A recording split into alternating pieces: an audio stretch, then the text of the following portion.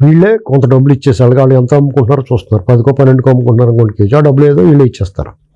ఆ బియ్యాన్ని తీసుకెళ్ళి ఎక్కడికక్కడ నెట్వర్క్ ఉందండి. కాకినాడ పోర్ట్ తోటి లింకప్ అయిపోయి ఉంటుంది. ఈ స్టేట్లో మొత్తం అంతా ఒక నియోజకవర్గానికి ఒక్కొక్కటి ఆర్గనైజ్ చేస్తాడు. అక్కడ గత 5 సంవత్సరాల్లోనూ ఆ ఎమ్మెల్యేకి, ఎండిఓకి, ఎంఆర్ఓకి వీళ్ళందరికీ ఎవరికి చెందాల్సిన డబ్బులు చెందేస్తుంది. ఇదంతా ఏకంగా గోడౌన్ నుంచే పట్టుకుపోయి పోర్టు చేరేస్తారు. అక్కడి నుంచి విదేశాలకు వెళ్ళిపోద్ది. ఇది నిరాఘటంకంగా సాగింది. ప్రభుత్వం మారిన తర్వాత ఇదో పెద్ద ధర్మ సంకటమైన విషయం. ప్రభుత్వానికి దీన్ని ఏం చేయాలి? రేషన్ బియ్యం ఆపాలి.